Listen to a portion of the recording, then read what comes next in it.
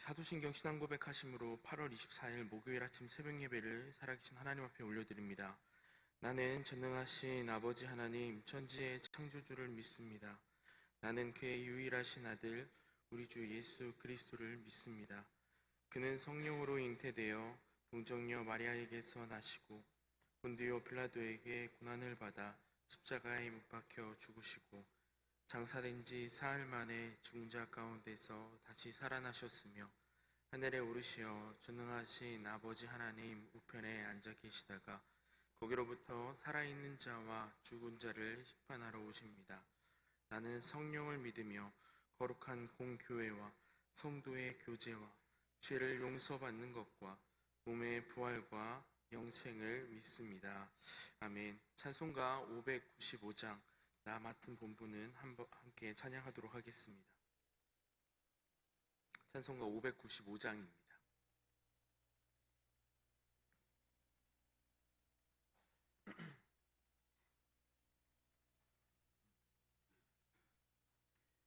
나 맡은 본분은 구주를 높이고 문 영혼 구원 얻도록 잘 인도함이라.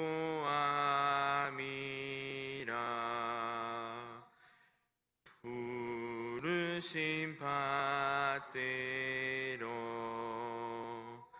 내 형제 섬기며 구주의 뜻을 따라서 내 정성 다하리. 주 앞에 모든 일 잘 행케 하시고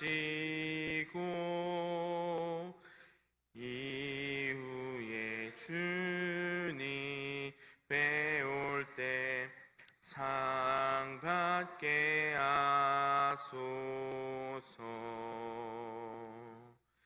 나 항상 깨어서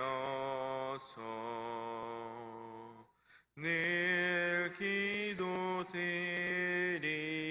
기도드리며 내 믿음 변치 않도록 날 도와주소. 우리 3절부터 한 번 더 찬양합니다. 주 앞에 모든 일 잘 행케 하시고 이후에 주님 배울 때 상 받게 하소서. 나 항상 깨어서 늘 기도드리며 내 믿음 변치 않도록 날 도와주소서.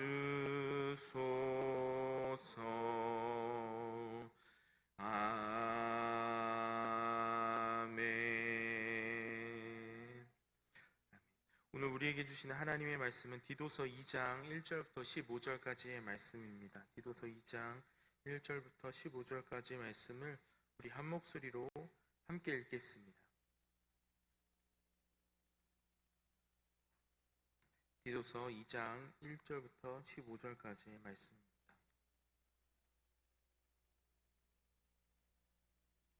다 찾으신 줄 알고 함께 읽겠습니다. 오직 너는 바른 교훈에 합당한 것을 말하여 늙은 남자로는 절제하며 경건하며 신중하며 믿음과 사랑과 인내함에 온전하게 하고 늙은 여자로는 이와 같이 행실이 거룩하며 모함하지 말며 많은 술의 종이 되지 아니하며 선한 것을 가르치는 자들이 되고 그들로 젊은 여자들은 hun하되 그 남편과 자녀를 사랑하며 신중하며 순전하며 집안일을 하며 선하며 자기 남편에게 복종하게 하라. 이는 하나님의 말씀이 비방을 받지 않게 하려 함이라.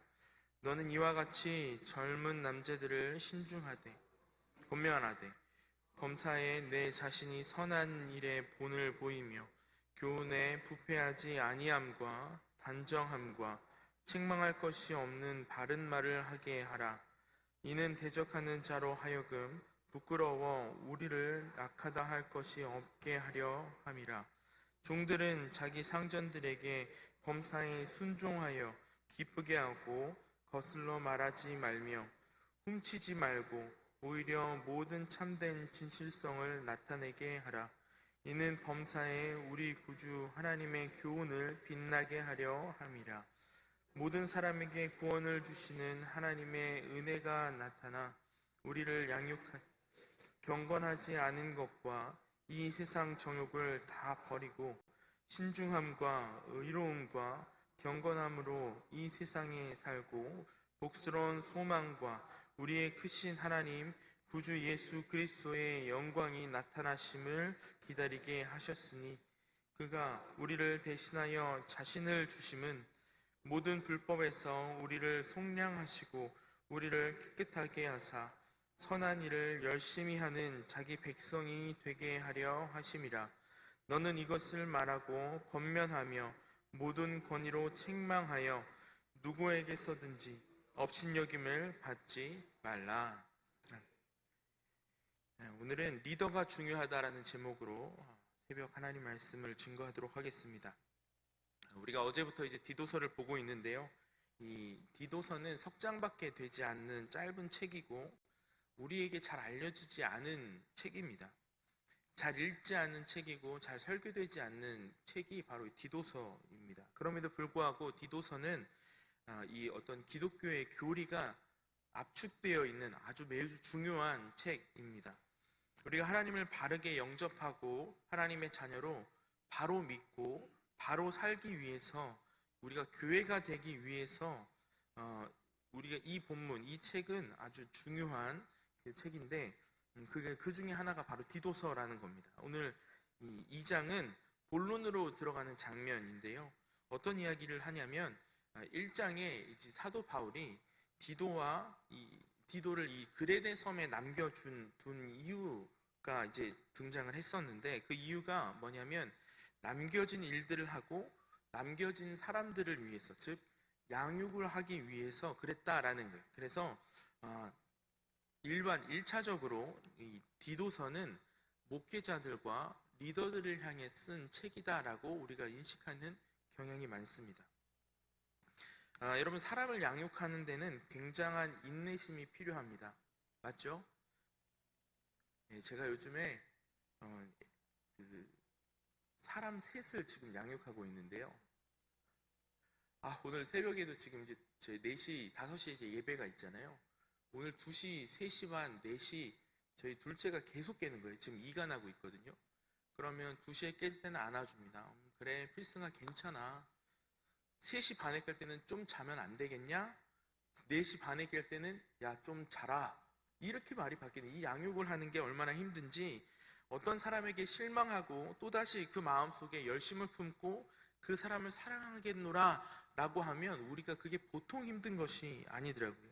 또 긍휼히 여기고 가르치고 또 안 되는데 또 그것을 일으키고 여러분 이러려면요 그 마음이 참 건강하고 강건해야 되겠죠.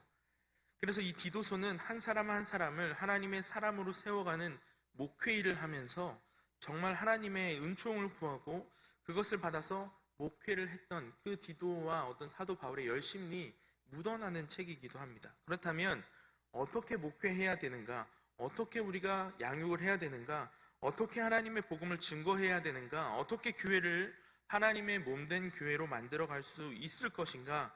오늘 우리가 그 마음을 가지고 사람을 세우는 목회는 우리가 어떻게 함께 만들어가야 될 것인가를 함께 나누어 보려고 합니다. 특별히 말씀을 이 방향으로 제가 준비한 이유는 여기에 계신 분들이 우리 교회 리더분들이시기 때문입니다. 새벽에 나오시는 분들을 통해서 저는 저희 교회가 세워져 가고 가르침을 받아간다라고 생각을 합니다. 오늘 1절 말씀에 이렇게 시작을 합니다. 오직 너는 바른 교훈에 합당한 것을 말하여 라고 시작을 합니다. 오직 너는 바른 교훈에 합당한 것을 말하라. 그렇다면 오직 너는 이라는 말에서 여러분 어떤 느낌을 좀 이렇게 받으시나요? 오직 너는, 이것은 그러나 너는 이라는 말로 바꿀 수 있을 것 같아요. 그러나 너는, 그러나라고 하는 말은 그 앞에 어떤 사람들이나 어떤 내용들이 등장하는데 그것과 비교해서 지금 등장한 너는 그렇게 해라? 하지 말아라? 하지 말아라 라는 뜻이죠. 그러니까 앞에 이 지금 디도가 교훈에 합당한 것을 말하지 않고 잘못된 복음을 전하고 있었다라는 말이 아니죠. 당연히 디도는 바울에게 배운 대로 바른 교훈에 합당한 것들을 이야기하고 있었겠죠. 그런데 여기서 오직 너는이라, 그러나 너는이라고 강조하는 이유는 뭐냐면 그 전장에 있는 내용들이 이 잘못된 것들을 이제 바울이 이야기하고 있기 때문입니다. 그러면 어떤 내용이 등장하는가 한번 찾아봐야 되는데 1장 14절 말씀을 한번 보겠습니다. 1장 14절 함께 읽습니다. 시작. 유대인의 허탄한 이야기와 진리를 배반하는 사람들의 명령을 따르지 않게 하려 함이라. 이 그레데 섬이요, 섬이다 보니까 배들이 왕래를 합니다. 그러면 누가 오냐면 유대인들이 찾아오는 거예요. 그래서 유대인들이 찾아와서 사도 바울이 복음을 증거하는 곳, 사도 바울의 아들과 같은 디도와 이 디모데가 목회하는 곳에 찾아와서 무슨 얘기를 하냐면 자기들이 가지고 있었던 유대주의나 영지주의나 율법주의, 그런 이야기를 자꾸 설파를 하는 겁니다. 그러니까 요런 거 같아요. 우리 지산교회가 전도를 하고 있는, 이 화요일날 전도를 하고 있는데 누가 오더니 전도장을 나눠줘요. 보니까 신천지라고 적혀져 있네요. 이런 일들이 이 그레데 섬에서 있었다는 거예요. 그게 유대인들의 허탄한 이야기입니다. 이 진리를 배반하는 사람들의 명령, 진리가 뭐죠? 성경에서의 진리는 예수 그리스도죠. 예수 그리스도의 십자가의 보혈, 그분의 죽으심으로 우리가 구원을 받은 이 진리를 배반하는 사람들의 명령이 무엇입니까? 사도 바울에게는 절대적으로 율법이라고 볼 수 있습니다. 이 율법을 자꾸만 심어주는 거예요. 이런 자들이 그레데 섬에 많았다라는 겁니다. 그래서 그것을 따르지 않게 하려고 계속해서 디도가 다른 사람들에게 바른 복음을 증거했다는 거죠. 15절에 이렇게 되어 있습니다. 깨끗한 자들에게는 모든 것이 깨끗하나 더럽고 믿지 아니하는 자들에게는 아무것도 깨끗한 것이 없고 오직 그들의 마음과 양심이 더러운지라. 여러분, 깨끗한 자들은 누가 깨끗해요? 이 말씀 안에서 하나님이 택하신 자들, 하나님의 자녀들이죠. 하나님의 자녀, 하나님 그리스도의 복음 안에서 깨끗하게 된 자를 이제 이야기를 하는데 그들에게는 거리낌이 없어요. 부족함이 없고 율법 때문에 먹는 것과 먹지 말아야 하는 것을 가릴 필요가 없고 해야 되는 것과 하지 말아야 되는 것을 구분할 필요가 없어요. 자유하다, 사도 바울이 계속 이야기를 하는데 율법에는 뭐가 있습니까? 온통 터부예요. 하지 말아야 될 것과 해야 할 것. 한번 여쭤볼게요. 여기에서 돼지고기를 안 드시는 분이 계십니까? 나는 살아이 생전 한 번도 돼지고기를 먹지 않았다. 다 드셨죠? 저 돼지고기 엄청 좋아하거든요. 그 율법 성경책이 보면 어떻게 돼 있습니까? 굽이 나눠진 거 동물 먹지 말라 이렇게 얘기하잖아요. 우리 근데 그거에 자유함을 얻잖아요. 예수 그리스도 안에서 그런 게 우리의 삶에 막지 않는다는 걸 우리가 확신하고 있잖아요. 그런데 율법은 온통 그런 것을 지켜야 구원을 받는다는 거예요. 더럽다. 그런 이유가 무엇인가? 그래서 더럽고 믿지 아니하는 자들에게는 깨끗한 것이 없고, 이 말은 율법을 갖다 대는 자들에게 너 이거 지켰어? 안 지켰어? 이렇게 율법을 갖다 대는 자들에게 이 세상에서는 괜찮은 게 하나도 없다는 거예요. 왜 그런가? 사도 바울이 이렇게 이야기를 합니다. 오직 그들의 마음과 양심이 더러운지라. 그러니까 여러분, 영지주의나 영주주의라는 것을 혹시 들어보셨나요? 영지주의. 영지주의가 뭐냐면 영적인 것은 선하고 육적인 것은 악하다. 여러분 어떻게 생각하십니까? 영지주의가 맞다? 틀리다? 틀리다고 이야기를 하는데, 영지주의라는 게 왜 문제냐면 영지주의는 영적인 것은 선하다 이야기를 했죠. 육적인 것은 약하다. 그러니까 하나님을 데미우르게라고 부릅니다. 거기 안에서 영지주의 사람들은 그 안에서 데미우르게는 어떤 신이냐면 신 중에서 제일 끝에 있는 꼬바리에 있는 신이에요. 제일 낮은 신, 제일 미천한 신이 데미우르게예요. 왜냐?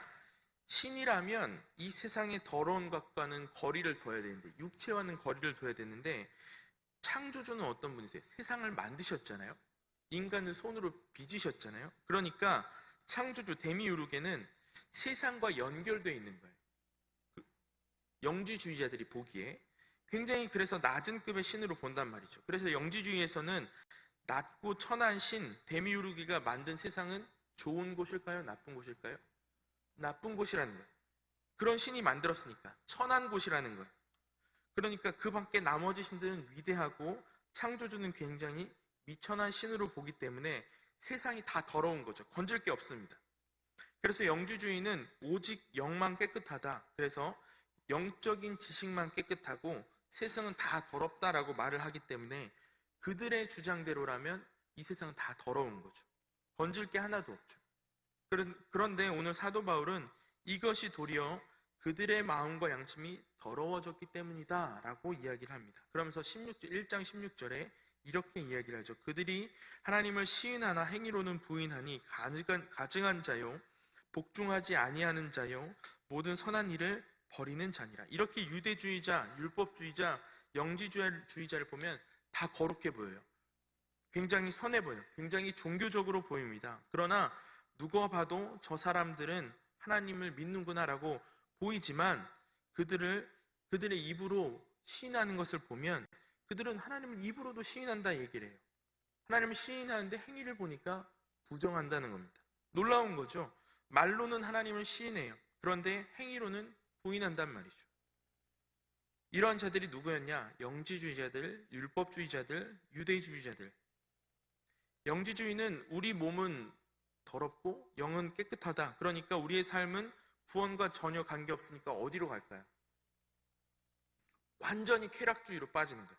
어떻게 살아도 이 몸은 어차피 더럽고 쓸모가 없는 거니까 완전히 퇴폐적으로 살아가든지 혹은 아주 극단으로 몸을 고행으로 막 단련을 시키는 겁니다.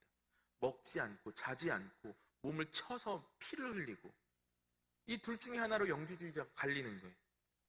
둘 다 옳습니까? 둘 다 옳지 않죠. 하나님께서 우리에게 주신 삶은 건강한 삶을 살아내는 것 속에 구원이 포함되어 있는 걸 의미하거든요. 하나님이 영을 지으셨지만 우리에게 몸도 함께 주셨거든요. 그러니까 이렇게 하나님을 시인하는 것처럼 보이지만 결국에 영지주의자들의 행위는 부인하는 자들이고 율법주의자들은 뭐예요? 율법을 지켜야만 구원을 받는다.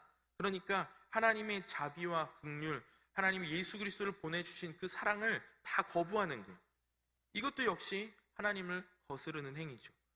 유대주의자들은 어떻게 생각합니까? 우리는 선택받은 민족이야. 우리 이외에는 다 소, 개, 돼지야.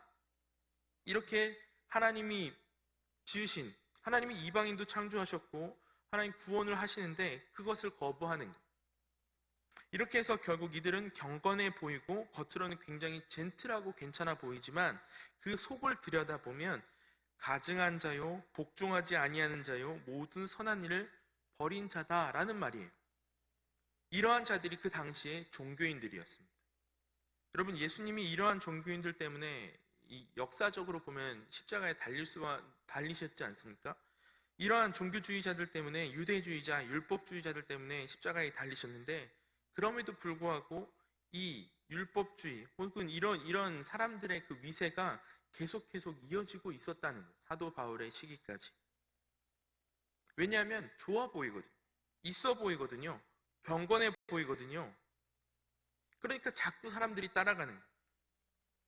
여러분, 그렇지 않습니까? 교회 내에서 또 보면 이런 부분에 사람들이 막 많이 몰려요. 율법을 지켜야 된다. 거룩하게 살자. 얼마나 좋은 얘기입니까? 유대인들이 너희는 구원받은 백성이다. 너희가 선민이다. 이거 얼마나 유대인들이 좋아하겠어요. 또 영지주의자들은 영만 중요하다. 육체는 더러우니까 상관없다. 아무렇게 막 살아도 된다. 사람들이 좋아하는 거예요. 그런데 그게 진짜 선한 일이라는 건 어떤 무엇입니까?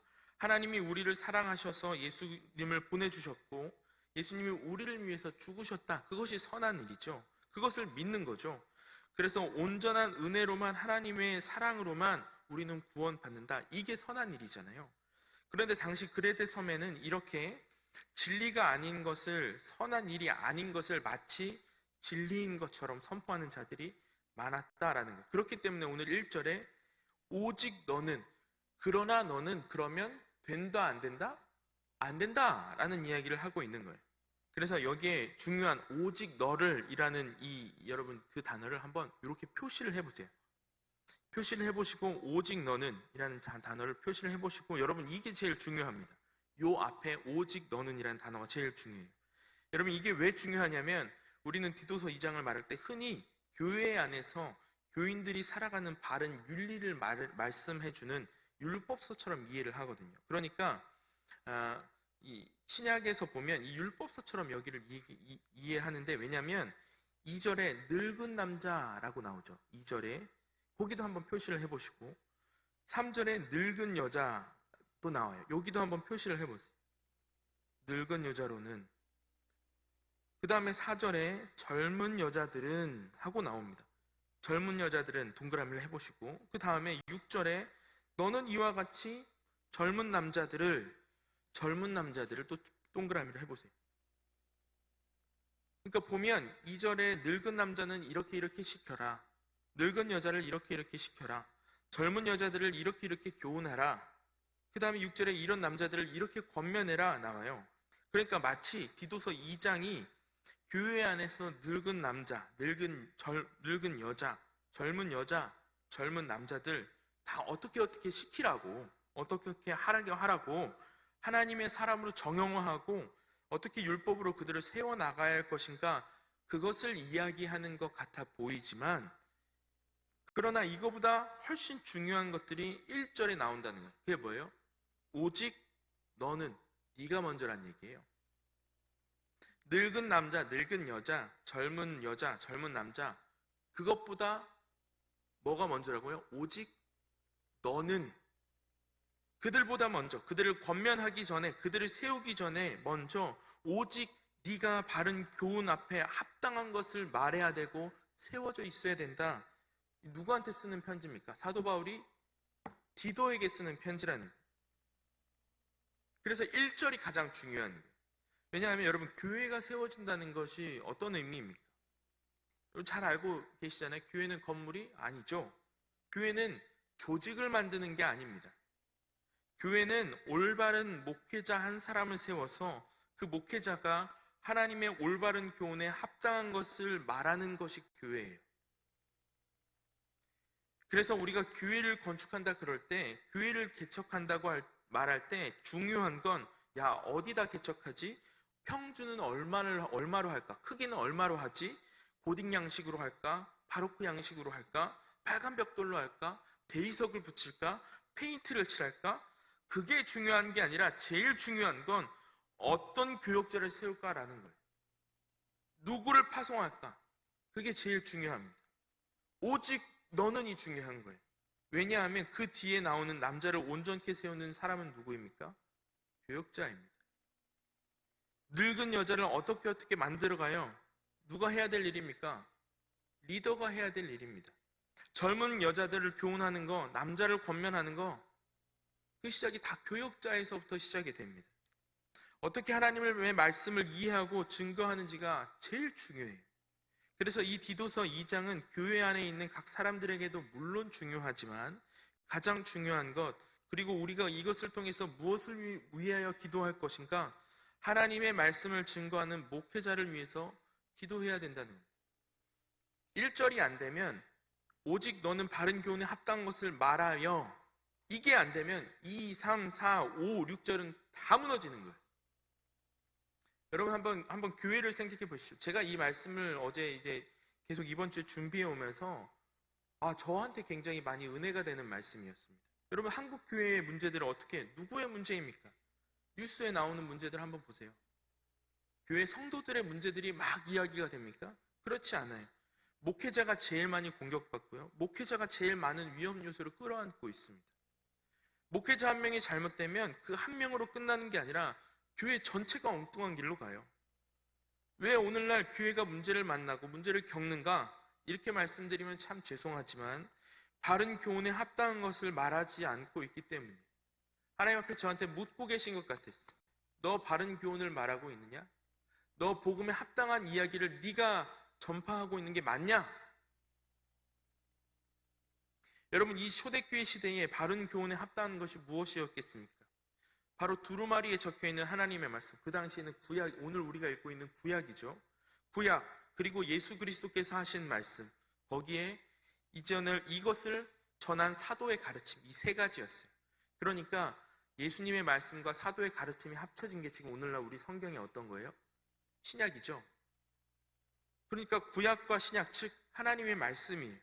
이것을 전하는 것, 발언하는 것, 그것이 바로 교훈에 합당한 것이었어요. 그러면 오늘날 교회에서 바른 교훈에 합당한 것을 말하고 있는가 하는 거예요. 성경을 이야기하고 있는가? 구약과 신약을 말하고 있는가?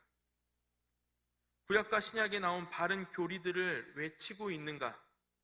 그것으로 다음 세대가 양육되고 있는가? 이 굉장히 중요한 교회의 생명이라는 거예요. 그런데 어느 누구도 거기에 신경 쓰지 않아요. 목사님이 알아서 하시겠지. 어련히 설교 잘 하시겠지. 이 목사님들의 설교가 성경적인지 교리에 합당한지 여러분 아무도 신경 쓰지 않습니다. 다 일임합니다. 다음 세대 부모들 보면 이렇게 말씀드리면 정말 죄송하지만 목사님이 알아서 해주세요. 아니요. 교회에서 목사가 이야기하는 것도 중요하지만 함께 키워나가는 겁니다. 그래서 요즘 설교들을 들어보면 윤리적 차원의 설교가 참 많습니다. 이렇게 해서 좋은 사람이 되거라.